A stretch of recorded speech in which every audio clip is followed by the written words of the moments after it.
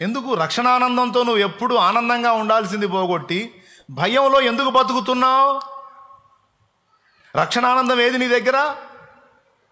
రక్షణానందం ఎందుకు పోతుంది? ఎక్కడో తప్పులు జరుగుతున్నాయి, ఎక్కడో పొరపాట్లు జరుగుతున్నాయి, ఎక్కడో పాపం జరుగుతుంది, ఏ విషయంలోనో తప్పు జరుగుతుంది. ఆ పాపాన్ని బట్టి రక్షణానందం పోయి భయం గుప్పెట్లో బతుకుతున్నాం. అందుకే చెప్పాడు దేవుడు, మీ సంతోషాన్ని దొంగిలించిద్దారా పాపం, దాని చేయవాకండి. దానివల్ల ఏదో అయిద్దని కాదు, హ్యాపీనెస్ పోగొట్టుకుంటారు పిచ్చోళ్ళారా. ఏముంది అందులో? దానివల్ల ఏమొచ్చింది? మీ రక్షణానందం పోగొట్టుకుంటారు. కలతలో, కలవరంలో, అపరాధ భావంలో, భయంలో బతకాల్సి వచ్చిందిరా పిచ్చోళ్ళారా, దాని జోలికి పోవాకండి అంటాడు. అందుకు కావాలంటే చూడండి, ఒక వీక్లో ఏ పొరపాటు చేయకుండా జాగ్రత్తగా అన్ని విషయాల్లో బ్యాలెన్స్గా మీరు రండి. ఆ వీక్ మొత్తం ఎంత హ్యాపీగా గడిచిపోద్దో చూడండి.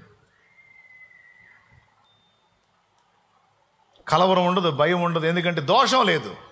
ప్రవర్తనలో అన్ని విషయాల్లో బ్యాలెన్స్గా ఉండి జాగ్రత్తగా నడుచుకుంటున్నావు. సింహం లాంటి ధైర్యం ఉంటుంది, రక్షణ ఆనందం ఉంటుంది.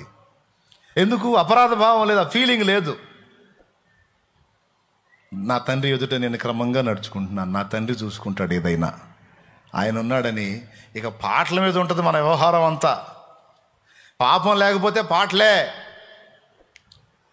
ఏదైనా నోరు జారు, ఇంకొకటి జారు ఏదైనా తేడా పడ్డదనుకో, ఇక ఆ రక్షణానందం పోయిద్ది.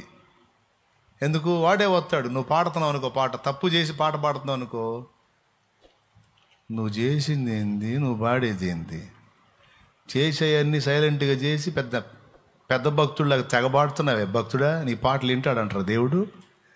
అమ్మ భక్తురాలా, అంతంత మాటలు తిట్టి నోటికి వచ్చిన పచ్చి కూతలన్నీ కూసి, చెడిపోయినవన్నీ చూసి, పనికి మళ్ళీ అన్నీ చూసి, మళ్ళీ హల్లెలూయా స్తుతి మహిమ మళ్ళీ పాడుతున్నా, వింటాడు నీ పాటలో. నువ్వు దొరికేది అక్కడే వాడికి. ఇంత అపరాధం నీ వల్ల జరిగితే దాన్ని తీసుకొచ్చి నీ ముందు పెట్టి నీ రక్షణానందాన్ని దొంగిలిస్తాడు వాడు. దేవుడు చెప్పేది అందుకు, మీరు సంతోషంగా ఉండాలి, విశ్రాంతిలో ఉండాలి, ఆనందంగా ఉండాలంటే ఆ పాపిష్టి పనుల జోలికి వెళ్ళవాకండి. అందులోకి వెళ్ళారంటే మాత్రం ఎవడో మిమ్మల్ని కొల్లబడవలసిన అవసరం, నిన్ను నువ్వే కొల్లబొడుచుకుంటావరా పిచ్చోడా, దాని జోలికి పోవాక అన్నాడు. అది తత్వం, అది రహస్యం. ఏమైనా అర్థమైతే ఓ స్తోత్రం చెప్పండి.